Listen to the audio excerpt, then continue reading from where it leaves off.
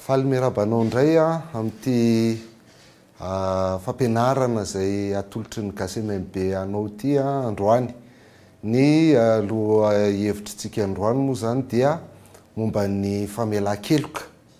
Ary izara roa ity fampianarana momba ny famelan-keloka ity araka ny efa nitondrana anazy tany amin'ny fampianarana mivantana zany. Dia ny hojerentsika androany dia ny antony hamelana heloka. Zay aloha dia amin'ny fandaharana manaraka indray tsika zay hojeriny tena famelan-keloka zany zay ilaina ataon'ny kristianina efa iarahantsika malala zany. Mety efa ela ianao na voatatoato nisy olona nandratra anao tinitranga zany ary mbola mijaly amin'izany ianao amin'izao fotoana izao, mbola tena marary ianao ny zavatra nataony olona anao, tsy fantatro hoe azonao mihitsy hoe tsy rariny le zavatra nahazo anao zany tao anatin'izay nataon'le olona anao zany mety hoe nampijaliana ianao, nopainy ianao, mety nambakaina na nofitahana mihitsy, tsy fantatro hoe isan-karazany zavatra nahazo fa miteraka ratra any anaty reny zavatra ataon'ny olona antsika reny. Mety hoe tsy nirarahina ianao na ilikilika ianao, mety nampijaliana mihitsy ianao tao anatin'izay ary dia marary ianao zany zavatra zany, matezitra anao zany. Ary nefa nitranga raha mba sendrenao no manao an'izany olona dia avy hatrany dia zay mihitsy lazainy hoe tsy misy famelan-keloka raha tsy misy raha latsaka. Dia ohatrany tsy hamelany mihitsy ianao raha tsy mamela ianao izy mahavoa anao izy nefa rehefa ianao ny voa ohatrany tsy hitanao zay tena amelezana azy fa dia marary fotsiny eny ianao anatin'izay zany. Dia ny mitranga miraikitra ao an-tsaina foana io raha tsy nataon'le olona anao iny, isaky mieritreritra an'le olona ianao na isaky mieritreritra an'le toe-javatra zay nitranga teo amin'ny fiainanao ianao, dia miraikitra foana le izy, dia miteraka ratra le izy, dia miteraka fahakalana n'le olona le izy, dia lasa maniry ho azy ny lolopo mipetraka ho azy eo anatinao ao ny lolopo isan-karazany dia tonga ny atsoko hoe krizy ny famelan-keloka zany, vokatr'izay ratra sy zavatra mafy zay mahazo anao zay. Ary indrindra eo amin'ny mpino ny tena hiarana zany, raha tsy mpino moa dia mamaly faty fotsiny izy, fa ny mpino dia te hamela heloka nefa marary loatra dia tsy volona ny hamela heloka mihitsy. Dia ny mpino nefa ny mivavaka isan'andro amin'le vavaka nampianarin'ny tompo raha inay izy any an-danitra masina ianaranao sy ny sisa rehetra, dia tonga amin'le mamela ny helokay tahaka ny namelanay zay nanao ratsy taminay. Zay ny vavaka zay ataon'ny mpino isan'andro, ataon'ny kristianina isan'andro, na mamela ny fahotanay tahaka ny namelanay zay nanao ratsy taminay. Dia eo amin'izay zany tsika mila mijery aloha afahantsika mamela heloka mahavita an'izay mamela tahaka ny namelanay zay nanao ratsy taminay zay, dia mila mijery amin'izay tsika inona ny antony hamelana heloka, fa maninona sika ny mila mamela heloka. Dia mila azo tsara zay mba hahafahanao mahay mamela heloka. Rehefa izay zany petraka ny fanontaniana hoe tsy voamaika ave mandratra zany mamela heloka satria mamofo tamandry. Tsy olana efa milamina tany, efa elaela tany dia foazana indray dia resahana indray tsy voamaika ave mandratra zany. Mba rariny ve zany olona nanao ratsy taminao dia tsy tokony valianao arak'izay koa izy. Na ao anaty baiboly raha miteny zany hoe maso solo ny maso, aina solo ny aina. Tsy zay ve ny mety kokoa, rariny kokoa. Fa eto le olona manao ratsy ianao dia ny avalinao azy famelan-keloka, sao dia mbo tsy rariny zany. Tsy aloha hoe mijanona amin'izao fotsiny samy makao azy dia vita milamina ny fiainana. Betsaka ny antony zany zay tsy hamelana heloka hoe apetraka amin'ny tompo fotsiny ny fahakalana dia vita ka tsy maintsy fantatra zany ny antony hamelana heloka, mba hafahantsika tena mamela heloka, mba hafahantsika tena mamela heloka. Satria zay nampianarin'i Jesosy Kristy antsika koa zany tamin'le vavaka nampianarina hoe mamela ny helokay tahaka ny namelanay, tahaka ny namelanay. zay nanao ratsy taminay na zay beloka taminay. Ny Kolosianina toko fahatelo andininy fa 13 zay andininy mety verimberiny eto foana amity fandaharany ity de mitelin'izao hoe tahaka ny namelan'ny tompony eloka reo no oka mba amelanareo eloka kosa. Satria namela eloka atsika ny tompo de mila mamela eloka koa tsika zany. Fantatry ny kristianina rehetra fa mila mamela eloka izy, fa maninona no mila mamela eloka izy? Satria misy antony diso zay eritreretintsika amelana eloka. Tsy fantatsika kory hoe diso ane izy io, fa de zay aloha mahazatra de ho jerentsika ireo antony vitsivitsy zay veriny kristianina amelana eloka kanefa tsy zay nambara soratra masina. Zay moa magasy mahay mamaky baiboly de zay voalaza ny baiboly ihany no ho jerentsika, fa rehefa tsy zay ny lazay ny baiboly de ambaratsika hoe diso zany ilay famela-keloka. Mamela eloka satria mahasoa zany, satria ilainy zany, parce que c'est utile. Ny teny frantsay hoe anao ona tokoa moa ty tany ty raha tsy misy ny fifamelana. De zay fanao olana rehetrarehetra de iady de ifandramatra de ifamono de tsy ifampiteny angamba de tsy azo iainany ty tany ty. De zay le mahatonga le hoe ohatrany mahasoa ihany le mamela eloka, fa de alao zay ny mamela eloka. Tahaka ny mpivady hoe na miady tahaky ninona ara de ajanona ny ady mpivady noho ny amin'ny ankizy. Zay le fiteny, noho ny amin'ny ankizy de alao mifamela, aleo mifandefitra, aleo mijanona ihany, aleo tsy misaraka fa mampalahelo loatra ny zanaka. Zany zany eritreretin'ny olona na antony amelana eloka na ao ampiasana ihany koa. De olona iara-iasa eto foana verangava alao famela, alao adabokanjo zany. Ny ao am-piangonana ihany koa, ny ao am-piangonana raha de mitrangy zany samy ao am-piangonana de samy mifampitezitra fa mifampakalagy eo zy fitenenana de avela am'izao ajanona am'izao satria manala baraka. Mba kristianina ve de miady de monsieur télé de inona de alao ajanona am'izao. Da ny mpivady hoe de isaraka ve hafa baraka amin'ny rehetrarehetra de alao ajanona am'izao sy ny sisa rehetra. Tsy voatery ratsy foana io antony ray amelana eloka io hoe satria ilainy zany, satria mahasoa zany zany zavatra zany. Ary ho an'ny malagasy de io no ahafahana miazona fihavanana mihitsy hoe satria ilaina le satria sao de hafa baraka de mamela eloka de zay ny antony. Fa rehefa mijery ny Romanina toko 12 andininy 17 tsika de zao lazainy hoe raha azo atao ka miankina aminareo de ataovy zay hevananareo amin'ny olona rehetra. Raha azo atao ka miankina aminareo de ataovy zay hevananareo amin'ny olona rehetra. De zay koa lazain'le Kolosianina toko 7 andininy 17 azafady efa nivakitsika teo hoe mifandeferaka amin'ny famela eloka ianareo raha misy mananala elo amin'ny sasany tahaka ny namelan'ny tompony eloka reo no oka mba amelanareo eloka kosa.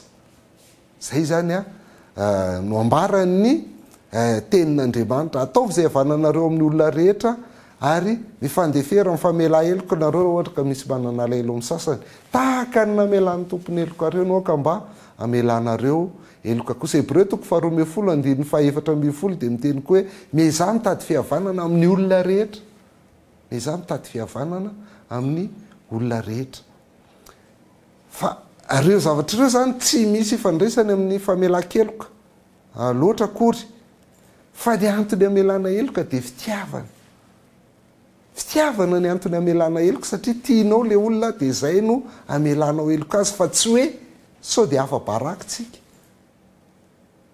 Ny Korintianina voalohany toko 17 zay miresaka fitiavana de zao lazainy amin'ny andininy 15 hoe ny fitiavana de tsy mitady ho an'ny tenany, tsy mora sosotra, tsy manao otropo, tsy mitady ho an'ny tenany, tsy zay apetipety ny fiainako sy hafaly ihany mahatonga anahy amela eloka, satria mitady ho an'ny tenako azy zany. Fa ny antony amelako eloka de noho ny fitiavako an'le olona zay nanao ratsy ahy. Zay le antony. Tsy zay mahasoa ahy, tsy zay mahasoa ny fireneko, tsy zay mahasoa ny fiangonako, tsy zay mahasoa ny fiarahamonina, fa ireny zany rehetrarehetra ny mitady ho an'ny tena daholy. fa ny fitiavana dia hoan'ilay olona zay nanao ratsy ianao. Ny antony faharoa zay heverin'ny olona koa amelana heloka dia ny fanekena sy ny fialana bala zany, soumission sy ny fialana bala. Ohatrany hoe mora kokoa ny mamela noho ny miady. Mora kokoa ny mangina noho ny fanditra. Zay le fialana bala azy. Moramora kokoa ny miala noho ny manafay an'le olona. Na dia izay ara ny tianao atao dia alao zay zavatra moramora kokoa amin'ny fiainana no atao. Fa zany ny ampangan'ny olona antsika kristianina zany. Ny ampangan'ny mpandala amin'ny fomban-drazana sy ny tia tanindrazana ny kristianina. Hoe fahalemena satria tsy samy atrika ady.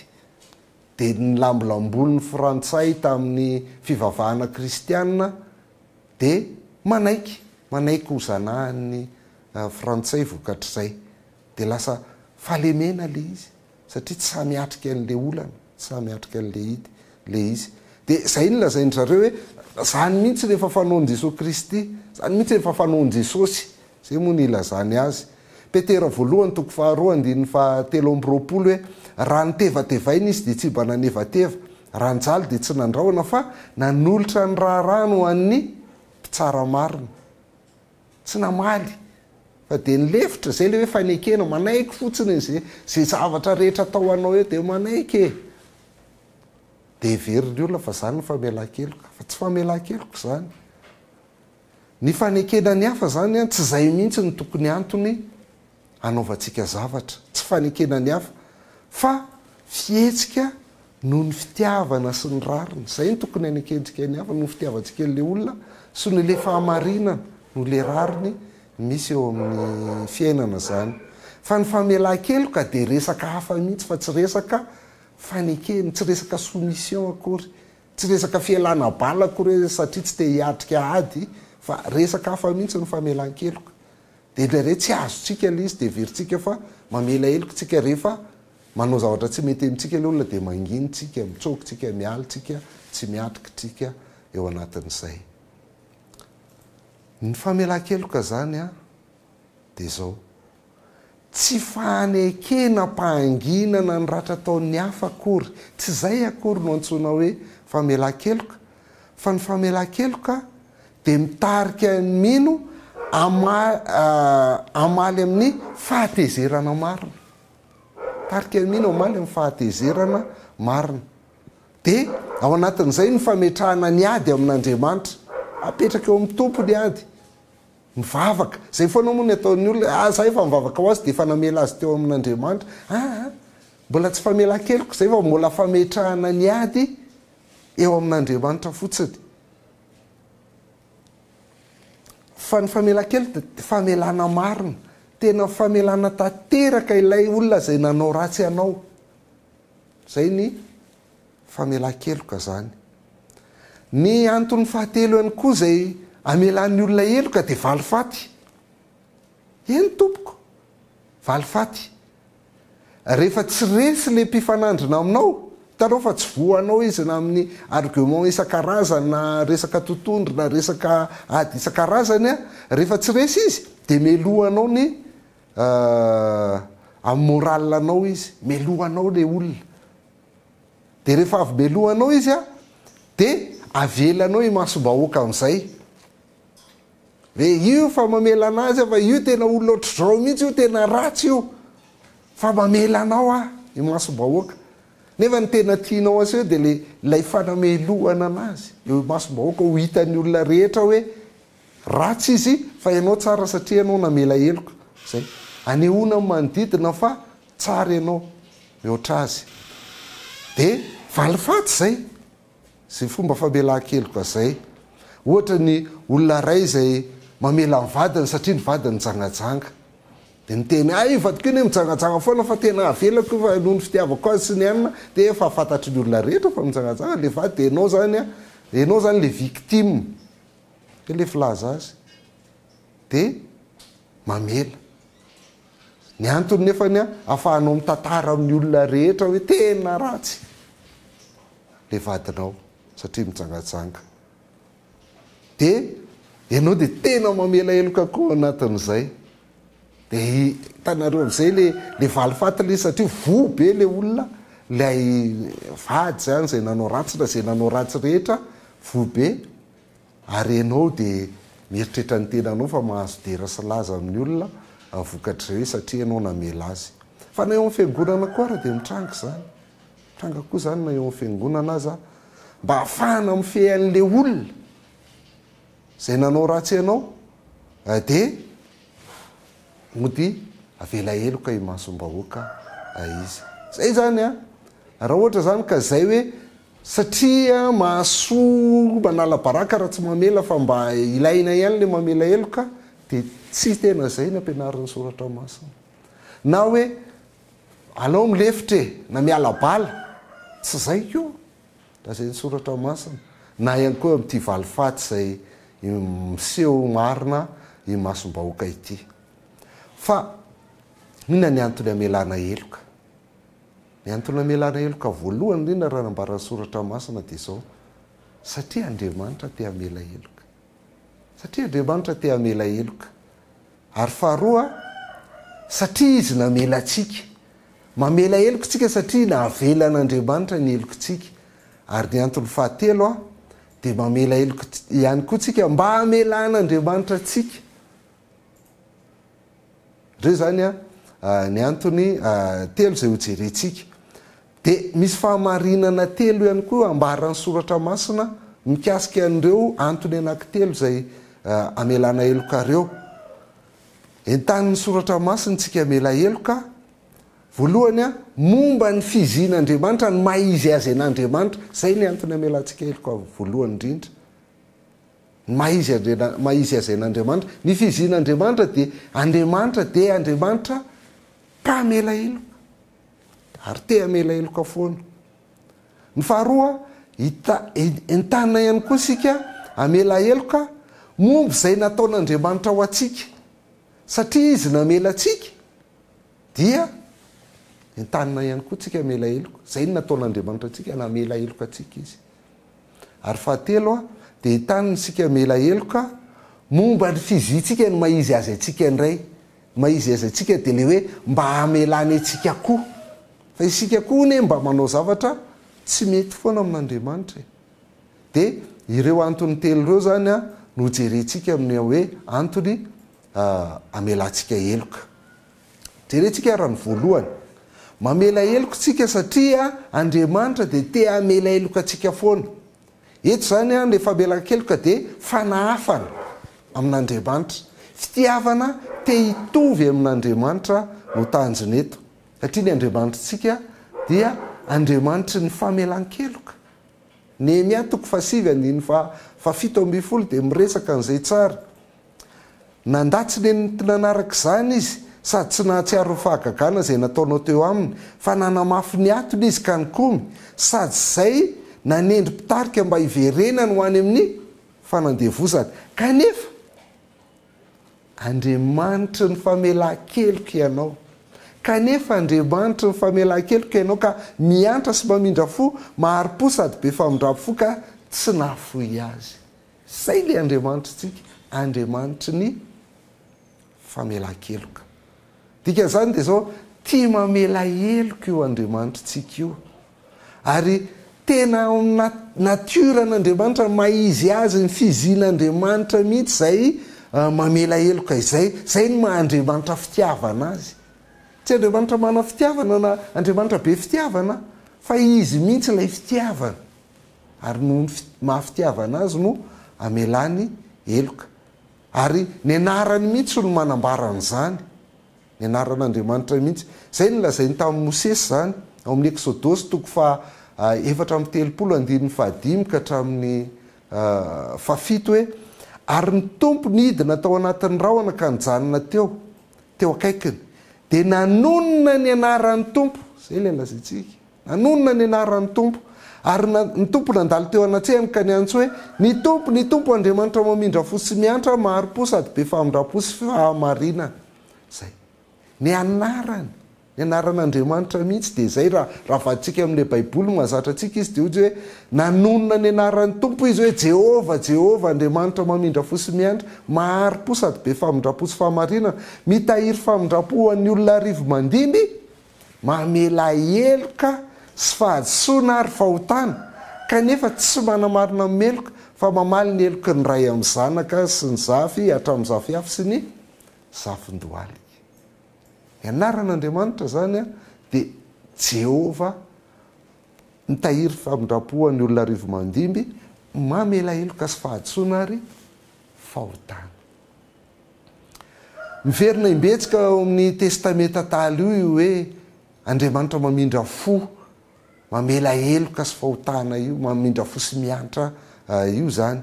Ary hita mibaribary eo amin'ny Jesosy Kristy mihitsy zay fizin'Andriamanitra izay. Ohatra raha mijeritsika eo amin'ny Jaona 1:7-10 de izay mihitsy lazainy hoe fa ny lalàna de tamin'ny alalan'i Mosesy, fa ny fahasoavana sy ny fahamarinana kosa de tonga tamin'ny alalan'i Jesosy Kristy. Zay io le famela-keloka le miantra sy mamindra fo, fahasoavana sy fahamarinana kosa de tonga amin'ny alalan'i Jesosy Kristy. Rehefa milaza ny anarany zany Andriamanitra dia milaza ny toetrany. Ny toetrany mihitsy no lazainy eo, mamela eloka sy fahadisoana ary fahotana. Ny famelan'Andriamanitra ny elokantsika zany de tsy valo ny fitalahotsika hoe tsika satria tsika nangataka famela-keloka, fa fitiavany noho ny fitiavany atsika no namela ny elokantsika satria zay mihitsy izy, zay mihitsy Andriamanitra. Faharoa, finiavan'Andriamanitra mihitsy ny amela eloka, tena zay mihitsy ny sitrapony, tena zay mihitsy ny volontéany. Raha zay ny mahalaza azy tsara. Ao amin'ny fitomanina 7:7 de miteny izao izy hoe satria tsy sitra ny mampahorina mampalahelo ny zanak'olombelona.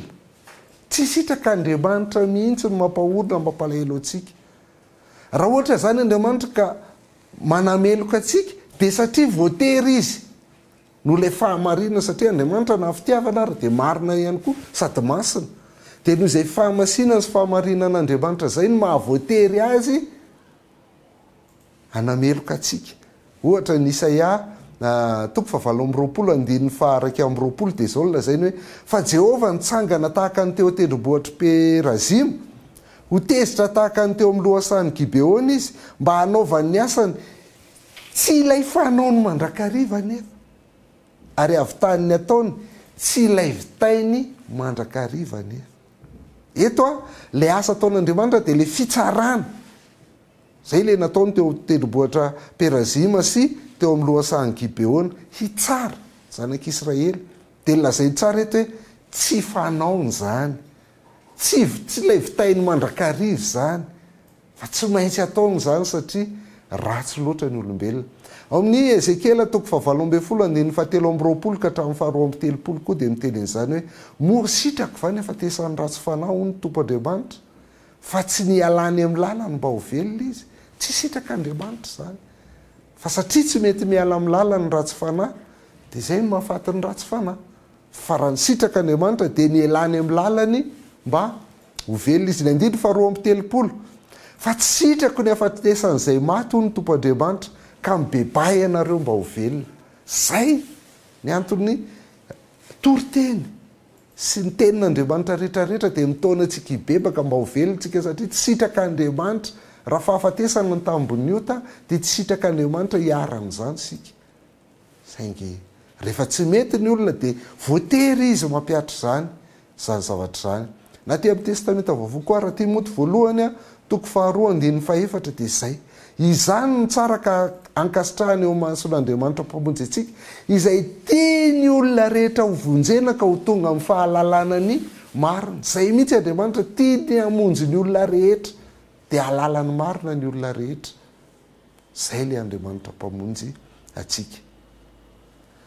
De zany mampisento azy matetika rehefa tsy maintsy hitsara ny olombelona izy, satria tsy mety miala amin'ny ratsy fanaony ny olombelona. Salamo faraka amin'ny 20:7 engane ka hieno any oloko ka andeha amin'ny lalako ny Israely. Engane misento mihitsy Andriamanitra fa nireny lalina zany hoe miaino azy ny olona ary andeha amin'ny lalan'Andriamanitra ny vahoakany. Matio 7:20 koa dia zany nataony Jesosy, tomany mihitsy izy Jesosy Kristy ho an'i Jerosalema. Ry Jerosalema, ry Jerosalema izay mamono ny mpaminany sy mitorabato izay irahanao aminy. Impiry an-tanangona ny zanako tahaka ny fanomban'ny akoho ny zanany eo ambany elana. Fa tsy nety ianareo. Nitomany mihitsy Jesosy Kristy tamin'ny fotoana io. Tsy nety ianareo nefa tiako hitoetra ao ambany elako nareo. Rehefa mitoetra ao ambany elako ane nareo voaro voaro amin'ny papango sy ny biby isan-karazany. Fa tsy nety ny olombelona. Tsy sitraka Andriamanitra ny anasazy anafay hitsaratsika. Ny sitraka Andriamanitra dia hamela ny helokontsika. Fa rehefa tsy mibebaka tsika, tsy misy azony atao satria Andriamanitra marina izy. Ny fahatelo dia zao, fanarahandian'ny raiko. Satria izy Andriamanitra ny famela-keloka. Satria ny finiavany mihitsy dia ny hamela heloka. Dia zao, mamela heloka tsika mba hanahaka ny ray, anaradiny nataon'ny ray atsika, tahaka n'ilay vahoaka zay manahaka ny tompony. Satria fatatsika ny tanjo ny lalàna dia tsy hoe zavatra tsy maintsy atao fotsiny akory. Tsy zany ny tanjo ny lalàna fa fitiavana nokatena ho an'Andriamanitra. Tanareo ny lalàna lehibe indrindra tiavan'i Jehovahandriamanitra ny fonao rehetra, fanahinao rehetra, ny herinao rehetra, sainao rehetra ary tiavany namanao tahaka ny tenanao. Zay ny lalàna lehibe indrindra. Ka tsy hoe zavatra tsy maintsy arahana akory ny lalàna fa fitiavana nokatena ho an'Andriamanitra. Tia izay tian'Andriamanitra, zany no zavatra tia ny lalàna ambarantsika. Tia izay tian'Andriamanitra, misaina sy manao zavatra tahaka ny fisainan'Andriamanitra, tahaka ny fanaon'Andriamanitra. Ny tanjon'ny lalàna zany araka ny Levitikosy 7:2 dia zao lazainy eo hoe mitenena amin'ny fiangonana manontolo dia zanak'Israely hoe aoka ho masina ianareo satria masina ao tompo Andriamanitra reo. Zay le vahoaka manahaka ny tompony. Satria masina ny tompo Andriamanitra reo dia aoka ho masina ihany koa nareo tahaka azy. Vahoaka manahaka ny tompony. Misy salamo alfabetika roa mifanakaiky. Dia ny salamo 120 sy ny salamo 210. Ny salamo 210 dia milaza ny fahasambaran'ny olona zay matahotra an'Andriamanitra. Zay ny votoatin'ny salamo 210. Ary ny salamo 120 dia fiderana ilay tompon'ny fanekena sy fiderana ny akanton'ny asany. Le Andriamanitra nanao fanekena tamin'ny vahoaka Israely zany. Zay ny ireo salamo anankiroa reo. Fa rehefa tena mandinika an'ireo salamo anankiroa reo isika dia betsaka ny zavatra ifandraisan'izy ireo. Betsaka ny ifandraisan'izy ireo. Fa ny tena lehibe amin'izay ifandraisan'izay tsy ho vitantsika daholo ny andinika an'io salamo anankiroa reo eto fa le anaran'Andriamanitra dia sady hita ao amin'ny toko salamo 120 no hita ao amin'ny salamo 210. Eo amin'ny andininy fahaefatra tapany faharoa amin'ny salamo 120 dia miresaka n'ilay anaran'Andriamanitra hitantsika tery aloha izy hoe miantra sy mamindra fo ny tompo. Io moa le ino moa salamo alfabetika azy na acrostiche efa hitantsika zay tamin'ny fianarana momba ny tolokalo hebreo. Dia ty ret zany ny fiandohan'ny andininy rehetra dia manaraka ny alfabe hebreo. Dia eto amin'ny ret izy zany andininy fahaefatra bia dia milaza an'izay hoe mamindra fo sy miantra ny tompo. Fa ny andininy fahaefatra ihany koa amin'ny salamo 210 dia miresaka an'izay hoe ao amaizina ny impisahany mazava ho an'ny olona mahitsy mamindra fo sy miantra ary marina ireny. Averin'ilay mamindra fo sy miantra izany. Eto zany izy dia miteny hoe ny olona matahotra an'Andriamanitra dia manahaka an'Andriamanitra, mitovy amin'Andriamanitra, manao zavatra tahaka ny zavatra zay ataon'andriamanitra le andriamanitra mianatra sy mamindra fo ery amin'ny Salamo 1:10 dia ataon'lay olona mahitsy aty amin'ny Salamo 2:10 mamindra fo sy mianatra ary marina ireny olona mahitsy ireny. Mamela eloko sika satria andriamanitra te amela eloko atsika. Fanafana anazy zany satria andriamanitra famelan-keloko izy. Andriamanitra tena volontéany mihitsy ny amela eloko atsika fa tsy sitrany ny afaty atsika ary fanarahandia ny ray zany. Tsika nijery ilay vahoaka manahaka ny tompony fa zao ndray tsika hijery zanaka manahaka ny ray. Zay le fanarahandia ny ray, zanaka manahaka ny ray. Matitoko fa 5:50 efa arenareo fa voalaza hoe tiavany namanao ary mankahala fahavalonao, zay ny lalàna. Fa izaho kosa milaza aminareo hoe tiavany fahavalonareo ary mivavao an'izay manenjika anareo mba ho tonga zanaky ny rainareo zay any an-danitra ianareo. Fa izy mamposaka ny masoandrony amin'ny ratsy fanahy sy ny tsara fanahy ary mampilatsaka ny ranorana amin'ny marina sy ny tsy marina. Zay. Dia mba ho tonga zanaky ny rainareo ianareo izy dia zay no ilaina itiavanareo ny fahavalonareo satria amin'Andriamanitra tsy ny tsara fanahy ihany akory no mahazo anjara masoandro fa ny ratsy fanahy koa dia mahita masoandro foana sanandro. Tsy ny marina ihany akory no mahazo ranorana fa ny tsy marina koa dia mahazo ranorana avy amin'Andriamanitra. Zany ny fiainana isanandro na dia tsika ary maheritreritra hoe aleo le ratsy reny ihany no tratran'ny orana fa ny tsara fanahy mandeha milamina tsara tsy mety lena. Aleo ny ratsy maizina be fa izay dia mandeha amin'ny mazava. Ho an'Andriamanitra dia tiany daholo ary mitovy ny zavatra omeny ny tsara fanahy sy ny ratsy fanahy isanandro. Indiny 7:70 amin'izay zanaka manahaka ny ray izay ihany. Ka amin'izany ianareo koa amin'izany aoka ianareo ho tanteraka toy ny fahatanterahany rainareo izay any an-danitra. Toy ny fahatanteranareo ny rainareo izay any an-danitra manahaka ny ray tanteraka tonga lafatra amin'ny fahamarinana. Ahoana zany manahaka an'Andriamanitra zany? Ilay miatra mamindra fo dia amin'ny teny frantsay izy hitako mety kokoa ty kilalao teny amin'ny teny frantsay ty hoe miséricorde. Inona ny atao hoe miséricorde? Dia ozy izy hoe corde lancée à la misère humaine. Rehefa mamindra fo zany Andriamanitra dia tahaka ny manipy tady ao anatin'le fahoriantsika dia misintona atsika hiala ao anatin'iny fahoriany. Zay le famindram-po. Mendrika atsika dia maty ao fahoriantsika ao kanefa mbola manipy tady ihany Andriamanitra ho amin'izay. Zay le toetra an'Andriamanitra mamindra fo sy miantra. Miséricorde, corde lancée à la misère humaine. Luka 9:7-7 sy 7:70 koa dia miteny izany hoe aoka ho mpamindra fo ianareo tahaka ny rainareo izay mpamindra fo. Aza mitsara dia tsy ho tsaraina ianareo, aza manameloka dia tsy ho eloha ianareo, mamela dia mba avela ianareo. Tahaka ny rainareo izay mpamindra fo. Tatsika teo vahoaka manahaka ny tompony, ny zanaka manahaka ny rainy. Fa eo koa ny fahakalana sy ny finiavana amela. Ahoana zany? Fahakalana sy ny finiavana amela. Ny antony dia zao, nanaovan-dratsy sika, zavatra ratsy natao tamintsika. Vokatr'izay dia mivavaka tsika, napetratsika teo amin'ny tompo, niadsika tompo mafy be ny nataony anina anaty, tena tsy zakako mihitsy zany.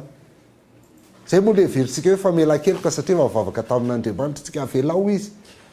Fa tsy mbola izy zay, fa zay le mametraka ny atsika amin'Andriamanitra fotsiny zay. Dia mba niena zany ny fahakalantsika niny oliny, zay le fahakalana sy finiavana amela. Misy fahakalana satria narary ianao, naratra ianao. Fa rehefa mapetraka ao amin'ny tompo dia miena ny fahakalana ao an'le olona amin'ny ankapobeny. Kanefa mora miverina kely indray io rehefa irery ianao. Na misy zavatra mitranga dia miverina foana, tsaronao foana nataon'le olona iny. Ary matetika tsy haiko nareo fa mpahazo aty eo amin'ny ray maraina eo ianao taitra dia tsaronao no nataon'le olona anao dia eo tsaronao koa fa ay tamin'ny anina koa izy efa nanao anazy zao, ay tamin'ny anina koa iny efa nanao tena ratsy mihitsy nataony tery tsy metimihitsy tena matsiravina mihitsy iny olona efa mainka mitombo ny fahatezeranao nefa enao efa mivavaka ho an'le olona efa mba niena kely fahakalana teo aloha dia tsy mety afaka ifakalana io afaka kely adino dia miverina adino dia fa mahita an'le olona ianao dia miverina indray le izy tsy maintsy soloana famelan-keloka io zay vao afaka tsy maintsy soloana famelan-keloka io mba ahoana nefa ny atongavana amin'izany mba hatonga an'izany dia mila mivonina tsika mila mivonina anahaka an'le raitsika zay le hoe mila ilainao fantatra aloha le Andriamanitra ao zay ianao vao afaka manao an'izany hoe Andriamanitra mifamelan-keloka izy hoe ny finiavany mihitsy dia hamelany helokontsika foana fa tsy ny tsara ibedy anafay antsika akory ary rehefa mandatsy amela heloka isika dia mandany hitovy amin'Andriamanitra zany tsika ny dikany tsy te hitovy amin'Andriamanitra zany tsika mba to tsy mety amela heloka dia ary teo marina mihoatra an'Andriamanitra ny anao Andriamanitra tsy rariny ianao mamela heloka fa ny any rariny any mety sazy fa namelohana ny mendrika ny olona io fa tsy famelan-keloka ohatra amin'ny fanaonao zay le izy mitenitsika zany kosa efa tsy azo velantsony ka fa trop loatra zany ataon'le olona zany ka tsy azo velantsony misy koa miteny zao hoe tiako loatra ianao dia tsy azoko avela mivady le raitsy tratrany jagajaga dia zay le tenen'le vadiny anazy tiako loatra ianao dia tsy azoko avelantsony re olona tena zany ve ny fitiavana tena zany ve famelan-keloka tena mieritreritra ve tsika hoe tena adala koa Andriamanitra io mbola mamela fa raha za tsy mamela ntsony satria za misaina kokoa marina kokoa no Andriamanitra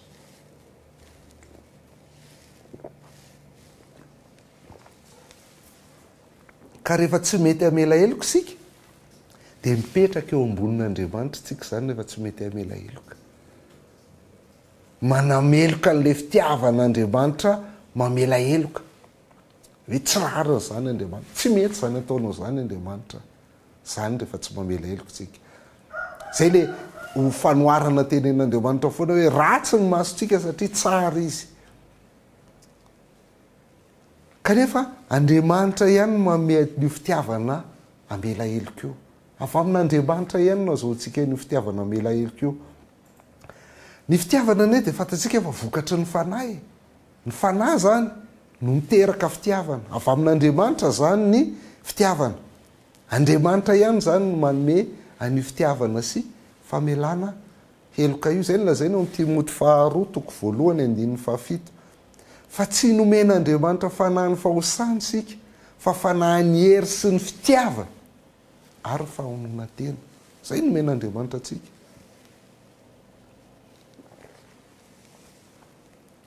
fantatr' Jesosy Kristy igny fa falementsika fantany fa tsy vitantsika zany mamela heloka zany dia zay nanomezany atsika ny fanahiny rehefa nampianatra ny fanahafanany ray izy hitantsika teo fa manomboka mitoko 5 andiny 7 ka hatramin'ny toko 7 andiny 9 dia tsisy afa-tsy zay ny resaka ao fanahafanany ray rehefa nampianatra an'izay Jesosy Kristy dia nampianatra ny angatahana n'izany hitovy amin'ray zany zay ny nampianariny itsika angataka hitovy amin'ray izay ange ny antony Matthieu 7 andiny 7 ka hatramin'ny 9 tsy fangatahana zay tianao fotsiny tsy fangatahana zay apetipety ny fiainanao ampanakarenanao fa fangatahana hitovianao amin'Andriamanitra Matthieu 7 andiny 7 ka hatramin'ny 9 mangatah dia omeny ianareo mitadiava dia ahita ianareo dondony dia ho voany ianareo fa izay rehetra mangataka no mahazo ary zay mitady ny ahita ary zay mandondona no ho voany fa iza moa aminareo rangatahany zanamofo no hanome azy vato ary rangatahany azy andrano no hanome azy menarana koa ianareo na dia ratsy ary mahalala manome zavatsoany zanakareo tsy mainka avany rainareo zay any an-danitra no hanome zavatsoany zay mangataka azy dia le zavatsoa eto lay nresahany manomboka amin'ny toko 5 toko 9 ary toko 7 andiny 9 lay fanahafana an'Andriamanitra ny lioka zay mitovy amin'io moa dia lazay mihitsy hoe angataka ny fanahy masina. Zay mihitsy nylazay ny lioka ao anatin'io. Angataka ny fanahy masina mba hitovy hanahaka an'Andriamanitra isika ao anatin'izany. Raha verenantsika ilay zany ny antony hamelan-keloka voalohany dia fanahafana an'Andriamanitra satria Andriamanitra famelan-keloka izy. Satria tena finiavany mihitsy no amela-heloka ary fanarahandia anazy. Ilay Andriamanitra famelan-keloka fanarahandia anazy. Hitantsika teo ny vahoaka manahaka ny tompony. Fa hitantsika teo ilay zanaka manahaka ny ray. Efa hitantsika teo koa ilay fankalana ao anatitsika sy ilay finiavana amela vokatra na eo ary zany no ilay fanahy zay nomen'Andriamanitra atsika sy ilay fahafahantsika mangataka izany amin'Andriamanitra. Dia inona ary ny antony hamelana heloka? Efa nijerentsika teo zany hoe satria Andriamanitra te hamela heloka, efa hitantsika iny. Fa hidirantsika zao ilay izy zay namela antsika, zany hoe momby izay nataony antsika zany. Ary ny tapafahatelo dia hidirantsika hoe mba hamelany antsika koa. Satria momba ny fizintsika izany zavatra izany.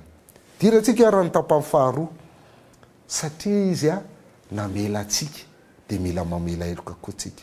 Eto zany ny famelantsika heloka dia fankasitrahana an'Andriamanitra, fankasitrahana n'ilay namela heloka antsika no amelantsika heloka ny hafa ihany koa. Tsika kristianina dia mila manana izay fiainam-pankasitrahana izay. Fa izao ny sitrapon'Andriamanitra dia misaora mandrakariva fa izany ny sitrapon'Andriamanitra ho anareo amin'ny Kristy Jesosy. Misaora amin'ny zavatra rehetra. Fiainam-pankasitrahana. Ho fanokanatsika tena ho an'Andriamanitra, ho fanahafana n'ilay Andriamanitra masina. Fa indrindra ihany koa fankasitrahantsika azy noho izy izay nanafaka antsika. Dia izay no antony hamelantsika heloka voalohany indrindra. Levitikosy 7:9-7 sy 7:7 dia izay lazainy. Izao ny tombo Andriamanitra areo izay nitondra anareo voaka avy tany amin'ny tany Ezipta. Tandremo ny didiko rehetra sy fitsipoka rehetra ka arao izany. Izao ny tombo. Na hoe izao ny Jehova.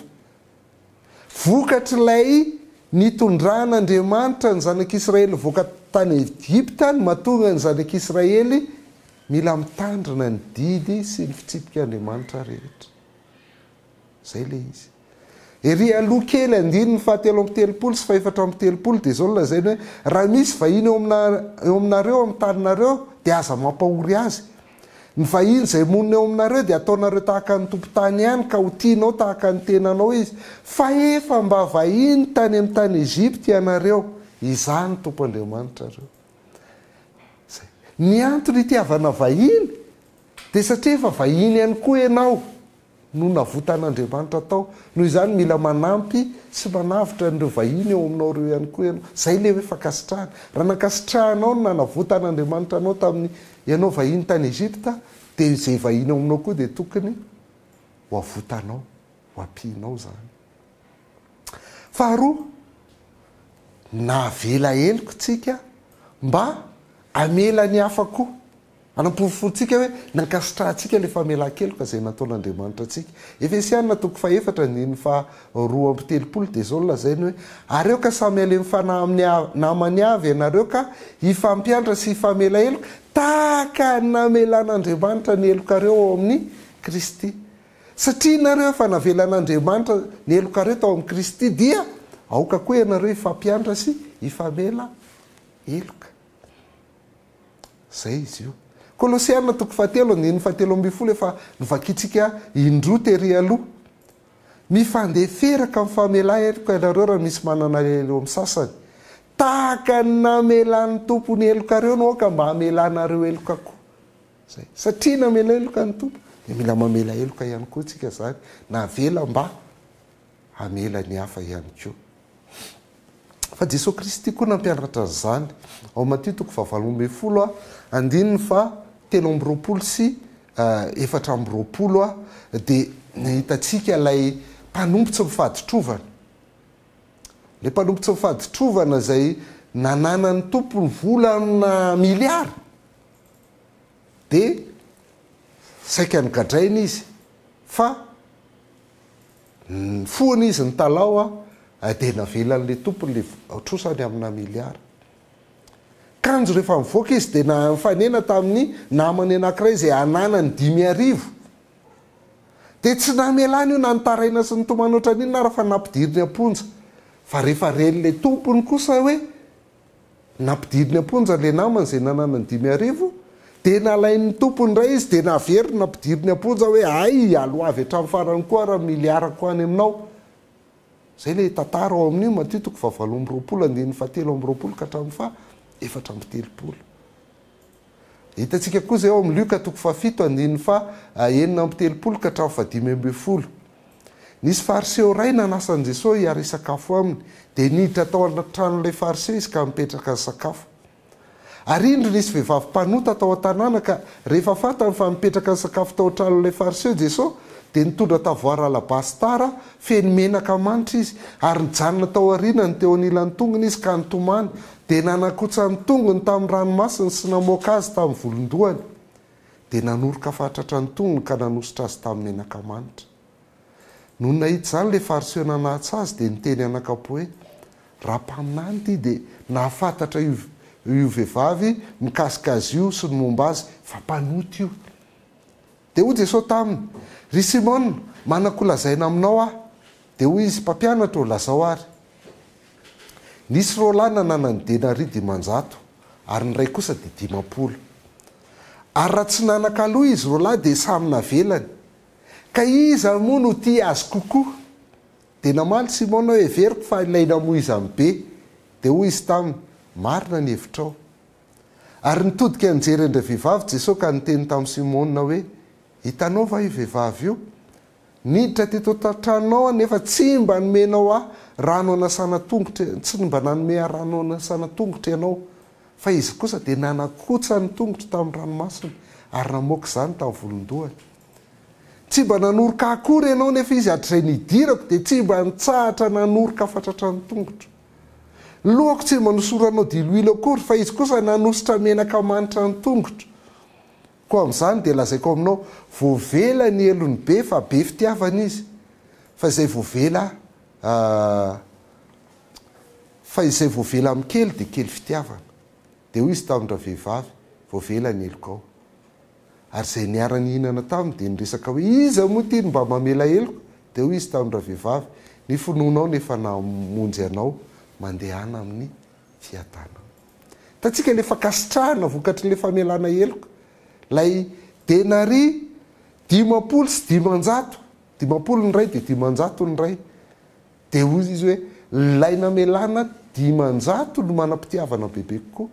Ary izay no tonga n'ity vehivavy ity naneho fitiavana bebe kokoa an' Jesosy Kristy satria mpanoty izy, fantany fa betsaka ny elony voavela. Fa le Simona kosa dia nieritreritra hoe tsy tena mpanota loatra dia tsy nanam-pitiavana, tsy nanao ninina an' Jesosy Kristy izy ankoatran'ny fanasany azy tao an-trano. Mamela isika navelan'Andriamanitra ny helokontsika mba hatoaka antsika amela ny hafa koa. Fa fahatelo dia ho jerentsika ny vokatra roan'ny fankasitrahana. Rehefa mankasitraka tsika dia inona ny vokatra izay? Mamerina antsika eo amin'ny toeran'ny olona manana trosa eo anatrehan'Andriamanitra ity zavatra ity. Mila ny famelan-kelok'Andriamanitra tsika, ananan'Andriamanitra trositsika, ary mila tsaroantsika foana izay. Dia toy izany koa ny ilain'le nanao ratsy antsika famelan-keloka, lasa ananantsika trosa koa izany le olona izay nanao ratsy tamintsika. Raha mijerytsika amin'ny fiainana andavanandro dia ny mahantra no malala tanàna kokoa, tia manome kokoa no ny mpanan-karena matetika. Fa ny mpanan-karena tia manangona kokoa. Dia eto ny antony dia satria mora mahatsapa ny fahasoavana azo n'ilay mahantra. Vao mahazo kely izy dia fantany tena fahasoavana be izany dia mizary izy. Mbola mahatsapa an'izay izy. Tsika koa mila mahatsapa an'izany fahasoavana namelan'Andriamanitra no hitantsika izany. Dia mahatonga antsika isaina ny fihetsika izay ataontsika izany hoe manahoana ny fihetsintsika amin'ilay olona izay nanao ratsy tamintsika.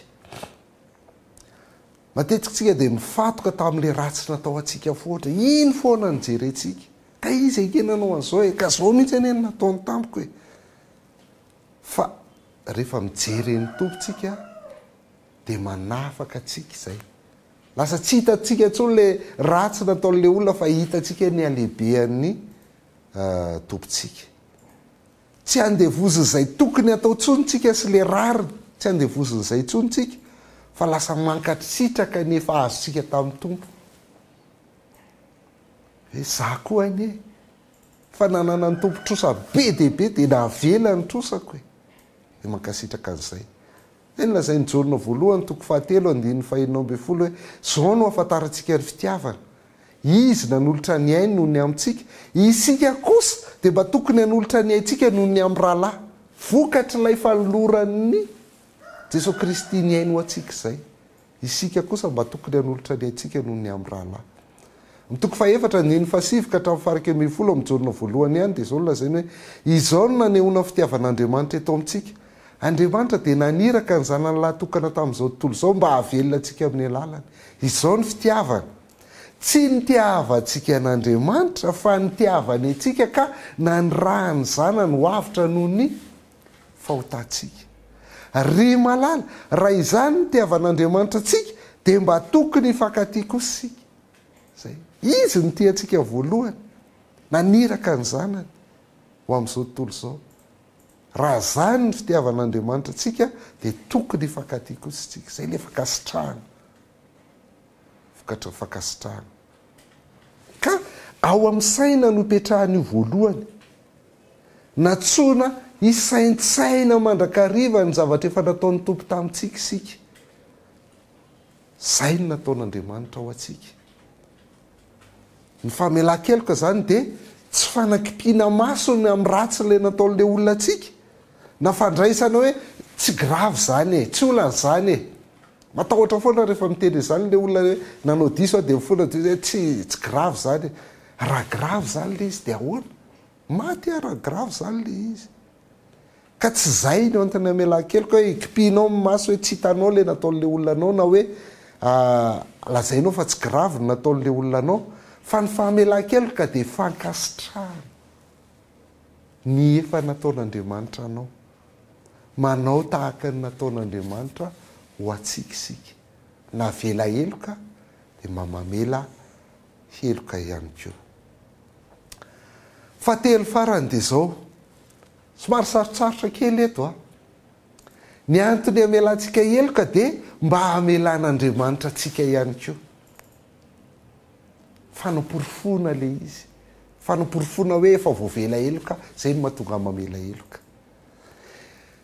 na any amin'ny boky izay atsotsika hoe apôkrifa na dia Deutérononika raha ozy katolika dia miresaka an'izany ny Eklesiastika toko 7:20 andininy farany ka hatramin'ny toko 7:27 dia miresaka an'izany nao rahantsika mamaky le izy mendrika akalaina koa ny lolom-poa mampatezerana ary manana zany ny mpanota izay mamaly ratsy dia hiaran'ny fanahin'Andriamanitra izay izay hitahiry fatratra ny fahotany avelao ny nataony namana tsy handrariny dia avela ny fahotanao rehefa mifony ianao akory ty olona mitahiry fahatezerana amin'olo-kafa nefa mangataka fanasitranana amin'Andriamanitra ho any tenany tsy famindrapo amin'ny olombelona tsy mamindrafo amin'ny olombelona namana izy nefa mitaraina noho ny fahadisoan'ny tenany izy zay no foana mitahiry lolom-po ka zovy indray no ahazo ny famelana ny fahotany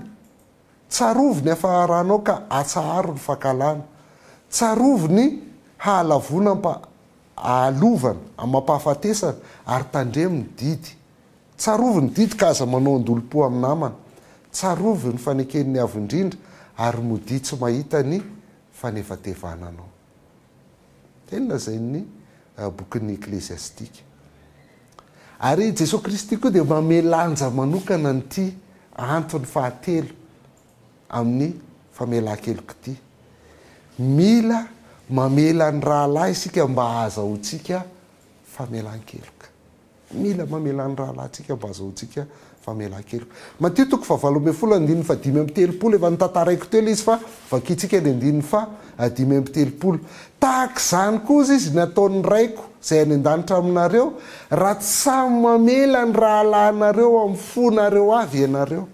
Tahaka izany ny ataon'ny raiko amin'ny izay any an-danitra aminareo. Lay nampidiry ny amponja indray lay mpanompony satria tsy namela nitrosany tabile namany nampidiry tahaka izany ny ataon'ny raiko izay any an-danitra aminareo raha tsy mamela ny rahalanareo amin'ny fonareo avy ianareo. Izay mamela ihany zany no mahazo valim-bavaka.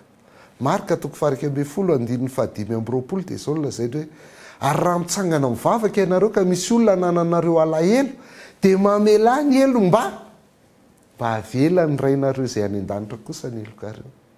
Mamela ny elo mba avela ny rainareo izay any an-danitra kosa ny elokareo. Fa raha tsy mamela eloka ianareo dia tsy hamela ny elokareo kosa ny rainareo izay any an-danitra. Ary tsindrina eo mivavaka nampianarina zany. Efa hitantsika teo fa verenantsika vakino amin'ny Matio 9:12 hoe mamela ny elokay tahaka ny namelanay izay meloka taminay. Eto zany raha le tahaka ny dia tsika aloha zany mamela eloka voalohany. Ary io ihany no sujet de prière misy fanazavana, misy commentaire kely ao aorinany hoe fa raha mamela ny fahadisoany olona ianareo dia mba avela ny anareo amela ny anareo ny rainareo izay any an-danitra. Fa raha tsy mba hamela ny fahadisoany olona kosa ianareo dia tsy hamela ny fahadisoanareo ny rainareo. Io ihany no nazavain'i Jesosy Kristy io antombavaka io. Inona raha ny dikany hoe mamela ny elokay tahaka ny namelanay izay meloka taminay. Misy fomba efatra ny famakian'ny olona ny teny io. Akefatra. Ny anankiray voalohany dia hoe ny famelantsika zany no mahatonga an'Andriamanitra amela ny elokantsika. Condition. Famelantsika no mahatonga an'Andriamanitra amela ny elokantsika. Fa raha izay no izy dia lasa famonjena amin'ny alalan'ny asa zany. Mila manao zavatra ianao izay voavonjy, voavela eloka. Fa tsy misy azontsika atao mihitsy hividianana ny famelan-kelok'Andriamanitra. Tsy voavidy zany. Tsisy azontsika atao. Na ny ratrantsika ara tsy mahatonga an'Andriamanitra amela elokantsika. Na ny famelantsika ny hafa ary tsy mahatonga an'Andriamanitra amela ny elokantsika. Fa ny famelan'Andriamanitra eloka foana ny voalohany araka le fahitantsika teo le fakasitrahana lay fanafana lay Andriamanitra famelan-keloka. N'Andriamanitra foana ny voalohany izy namela elokantsika voalohany. Fahasoavana avy aminy zany, fahasoavana dia fanomezana maimaim-poana omen'Andriamanitra antsika na dia tsy mendrika andray an'izany ary sika. Zany ny famelan-keloka. Joela 2:17-4 dia zao no voasoratra hoe ny fonareo ny triary fa aza ny fitafianareo dia miverena amin'ny tompo Andriamanitrareo fa mamindra fosy miantra izy. Zafady. Maharo-po sady be famindrapo ary manenina ny amin'ny loza. Iza ny malala raha mba anenina ihany izy. Le anarany mihitsy neto nolazainy mamindra fosy miantra izy. Maharo-po sady be famindrapo ary manenina amin'ny loza. Zay le anaran'Andriamanitra. Dia zay lazainy hoe mibebay ianareo fa raha mibebaka nareo iza ny malala raha mba anenina ihany izy. Satria zay tiany io tsy voatery mamelantsika izy fa te hamelantsika izy. Fahafahan'Andriamanitra zany mamela eloka na tsy hamela eloka. Fa tsy voatery mamela eloka zany Andriamanitra. Ny fijerin'ny olona faharoa momba ny hoe mamelany elokay tahaka izay namelanay izay meloka taminay dia zao hoe ny famelantsika zany no endriky ny famelan'Andriamanitra ny elokantsika. Ny famelantsika eloka no endrika ny famelan'Andriamanitra ny elokantsika. Ohatra hoe itsika izay ratsy ara mahavita mamela ny hafa, maika fa ny raintsika izay any an-danitra. Zay le fiteny. Tia indray zany mifanohatra amin'le teo aloha indray zany le voalaza eto hoe tsara mahavitako maika fa Andriamanitra tsy havita. Ka rehefa mahavita dia tsy maintsy manao koa zany Andriamanitra fa nohatra izy le teo zany hoe andriamanitra aloha manao zay avao manao fa eto indray a noho iza manao fa tsy misy fandraisany famelantsika eloka sy famelan'andriamanitra ny elokontsika raha le sary teo dia hoe ny tsika amina miliara ny elokontsika navelan'andriamanitra fa ny elok'olona avelantsika dia 5,000 na 5 tapitrisa tsy maninona raha zay no tianao hoe mafy be ny nataon'le olona fa tsy fandraisany zany nefa ny zavatra hita eto koa dia famakina terena loatra ty famakiny ity zany teo amin'le commentaire n'le vavaka nampianarin'ny tompo a dia zao lazain'i Jesosy Kristy hoe raha mamela kosa ianareo dia avela fa raha tsy mamela ianareo dia tsy avela fa telo ny famelantsika dia profo ny famelan'andriamanitra ny elokontsika ny famelantsika eloka ny hafa dia profo hoe efa navelan'andriamanitra tsika zay zany hevitra fahatelo le hoe mamela ny elokay tahaka namelanay zay meloka taminay tsy mamelantsika andriamanitra raha tsy mamela ny hafitsika zay le izy ny famelan-keloka zany dia fanomezana maimem-pona ho an'ny olona tsy mendrika fahasoavana foana zany famelan-keloka zany fahasoavana foana zany ary andriamanitra rery ihany no fototra mahatonga atsika amela eloka ary azon'andriamanitra ataony mamela eloka atsika no ny sorona nataon'ny Jesosy Kristy ho atsika teo amin'ny azo fijaliana zay ihany no ahafan'andriamanitra mamela ny elokontsika ary izy no manome atsika n'izany rehefa mibebaka tsika manome atsika le famelan-keloka zany a dia omen'andriamanitra famelan-keloka tsika rehefa mibebaka tsika fa ny antony anaovana an'izany dia noho ny asa mpanavotana zay nataon'i Jesosy Kristy ho atsika teo amin'ny azo fijaliana Salamo 7:1 ahitsika tsara io fa ny 9:7 zao lazainy hoe izy no mamela ny eloko rehetra ary manasitrana ny aretiko rehetra zay le asan'andriamanitra mamela ny eloko rehetra ary manasitrana ny aretiko rehetra 9:10 dia zao lazainy tsy araka ny otantsika ny anafaizany atsika ary tsy araka ny elontsika ny amaliny atsika fa soavana no amelany eloka atsika Salamo 5:20 noho ny anaranao tompo dia mamela ny eloko fa lehibe zany tsy mendrika fa no le anaranao andriamanitra mamindra fosy miantra be famindrapo ary mamela eloka dia mamela ny eloko fa lehibe zany Daniel 7:17 Andriamanitra atonga lany ny sofinao ka miano airato ny masonao ka jereo ny fahafoananay sy ny tanàna izay antsoina amin'ny anaranao fa tsy amin'ny fahamarinanay no andoharanay ny fifonanay ao anatrehanao fa amin'ny alehibe nindra fonao tompo eno zahay tompo mamela ny elokay tompo miainoka miasa aza ely ianao ry Andriamanitra noho ny aminao fa ny anaranao no antsoina eto amin'ny tanànanao sy ny olonao laza mihitsy da tsy mendrika azon'izany zahay fa noho ny aminao noho ny anaranao no mahenao anao Andriamanitra mamindra fosy miantra maharo fo sady be famindrapo ary mamela eloka zay nangatahana famelan-keloka noho izany tsy antony famelan-keloka Andriamanitra ny famelantsika zay nanao ratsy itsika fa fahasoavany zany raha vao vela eloka ianao dia fahasoavany zany fepetra kosa izany ho amin'ny famelan'andriamanitra ny elokontsika fepetra tsy antony a fa fepetra ohatra ny faharetana io ny faharetana koa rehefa miteny izy ao amin'ny Matio 7:20 sy 7:7 dia zao lazainy hoe zay maharitra hatramin'ny farany no vonjena tsy hoe satria tsika naharitra hatramin'ny farany dia zay no namonjen'andriamanitra atsika tsy antony famonjena ny faharetana ny famonjena atsika dia noho ny asa nataon'i Jesosy Kristy atsika teo amin'ny azo fijaliana noho ny fitiavan'andriamanitra no namonjeny atsika fa fepetra kosa hoe tsy tanteraka mihitsy ho famonjena io raha tsy maharitra hatramin'ny farany ianao fa profo fa tsy voavonjy ianao a rehefa tsy maharitra hatramin'ny farany zay ny dika an'io ohatr'izay koa ny fahamasinana ao amin'ny Hebreo 12:4 zay atsika tsara meza mitady fihavanana amin'ny olona rehetra ary koa fahamasinana fa izay tsy manam-pahamasinana dia tsy ahitany tompo tsy hoe antony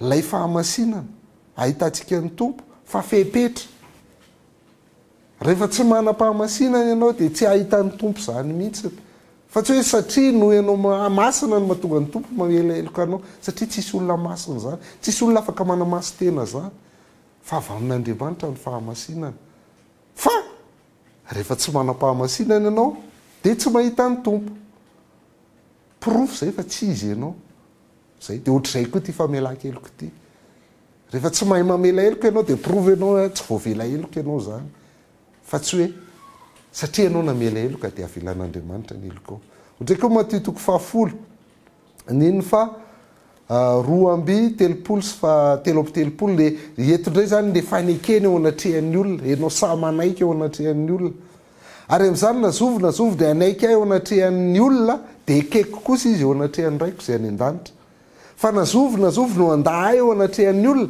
dia ho lavo kosa izy eo anatrehan'ny raiko izay any an-danitra ny faneken'Andriamanitra dia tsy noho isika manaiky eo anatrehan'ny olona akory fa raisin'Andriamanitra tsika noho isika eo amin'i Jesosy Kristy fa raha ohatra tsika tsy samitsy milaza zany eo anatrehan'ny hafa dia pirofo zany fa tsy mbola manana ny Kristy tsika mbola tsy leken'Andriamanitra ianao ary tsy hoeken'Andriamanitra mihitsy ianao zany zay le izy Kolosianina 1 fa 3:20 ihany koa zany faharetana amin'ny finoana raha maharitra amin'ny finoana ianareo ka mafiorina sady tafo atoetra ary tsy mety afindra hiala amin'ny fanantenana avy amin'ny filazantsara zay efa renareo sady torohireny ambany lanitra rehetra eny izany nanaovana Paoly ho mpanompo mila maharitra amin'ny finoana isika satria zay namonjena atsika zay mipirofo fa manana filontsika rehefa maharitra io finoana zay omen'Andriamanitra io fa maninona nefa ny misy an'ireny fepetra ireny inona ny antony hanomezan'Andriamanitra n'ireny fepetra ireny satria ny famonjena dia fiovan'ny saina tanteraka miova mihitsy ny ao anatin'ny sainao ao rehefa novonjena ianao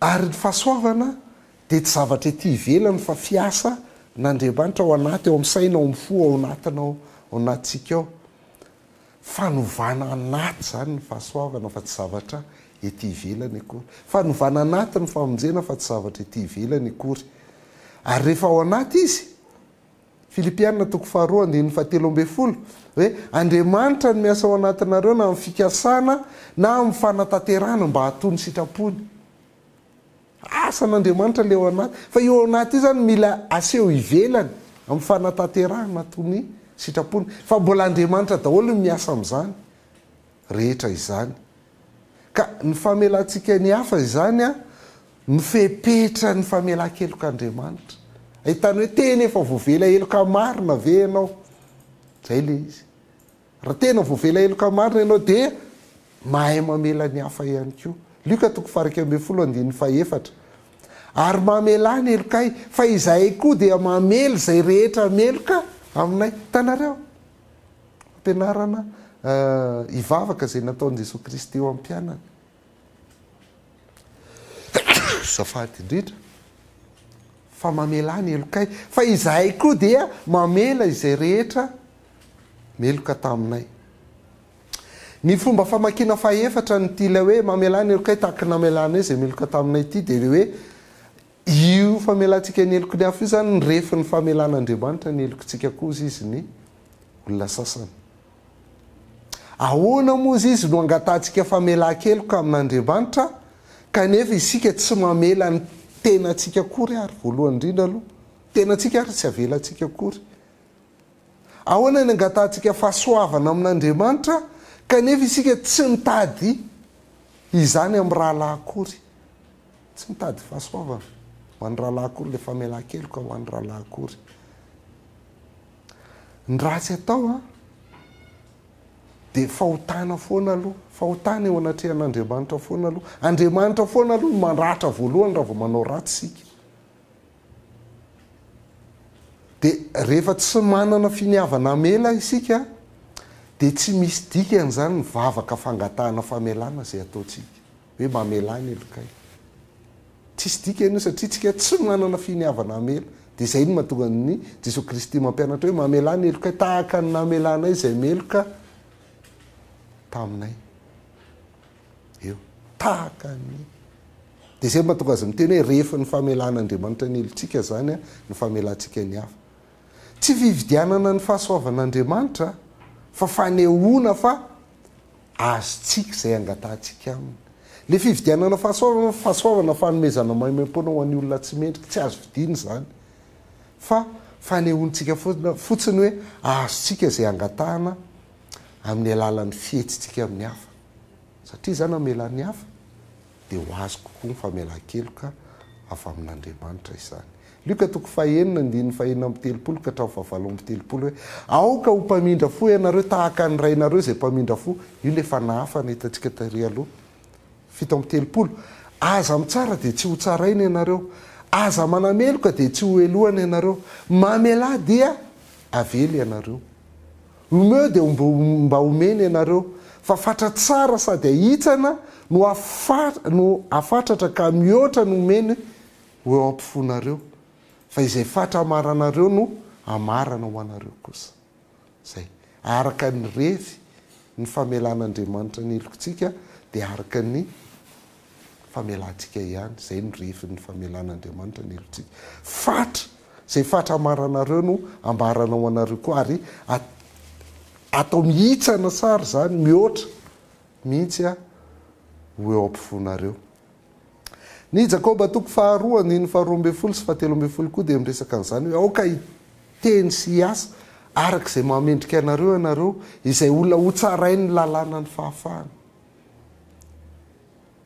fa fitsarana tsy misy famindram-po no anjaran'izay tsy mamindra fo ary izay mamindra fo kosa dia tsy mba matahotra ny fitsarana zay ny famelantsika ny eloko ny hafa zany dia rehefa ny famelan'Andriamanitra ny elokontsika rehefa tsy mamindra fotsika dia fitsarana tsy misy famindram-po no anjarantsika fa izay mamindra fo kosa dia tsy mba matahotra fitsarana satria hamindrana fo izy mazava ho azy fa noho ny fahotantsika sy noho ny haben'ny trosantsika dia tsy hitovy amin'Andriamanitra mihitsy ny famindram-pontsika amin'ny hafa tsy hitovy mihitsy satria be loatra ny fahotantsika nataontsika tamin'Andriamanitra petsaka loatra ny trosantsika tamin'Andriamanitra dia tsy hitovy mihitsy tsika fa ny zavatra jeren'Andriamanitra dia ny finiavantsika hanahaka azy tia hanahaka azy ve isika ny fanehoantsika fakasitrahana azy zay ny jeren'Andriamanitra makasitraka n'Andriamanitra ve tsika satria efa navelany eloka ny fanaporofontsika ny fiovantsika zay no andrasan'Andriamanitra amintsika hoe tena efa voavela eloka malina ve tsika dia mahavita mamela eloka ny hafa porofontsika hoe efa olom-baovao io efa niova tamin'ny fanavaozana ny saina efa voavela eloka isika rehefa zay ny antony amelantsika eloka ary indrindra fanehoantsika fanolora-tena azy rehefa zay ny antony amelantsika eloka dia avelan'Andriamanitra koa ken'Andriamanitra famelan-kelokontsika amin'izay io farany io moa nijerentsika hoe fanehoana fanolora-tena ho azy ihany koa dia zay zany le famakina efatra n'le hoe mamelana elokay tahaka namelanay zay meloka taminay ny voalohany a ozy izytsika teo dia hoe ny famelantsika ny mahatonga an'Andriamanitra amelany elontsika fa efa hitantsika teo fa tsy mifanaraka amin'ny soratra masina zany fa fahasoavana foana ny famelan-keloka avy amin'Andriamanitra foana zany Andriamanitra foana no manao voalohany ny faharoa dia hoe ny famelantsika no endriky ny famelan'Andriamanitra ny elontsika dia hitantsika fa tsy izay ihany koa le izy satria tsy mitovy mihitsy terena fotsiny zany tsy mitovy mihitsy fa ny an'Andriamanitra foana ny lehibe sy voalohany fa ny fahatelo a no azontsika raisina hoe ny famelantsika ny eloko ny hafa dia fepetra ny famelan'Andriamanitra eloka atsika kosa fepetra profo hoe efa voavela elokontsika ary lefa efatra farany teo ihany koa dia azontsika raisina hoe io ny refin'ny famelan'Andriamanitra ny elontsika ihany koa hiditra amin'le fanolora-tena amin'izay ary tsika amara-paranantsika azy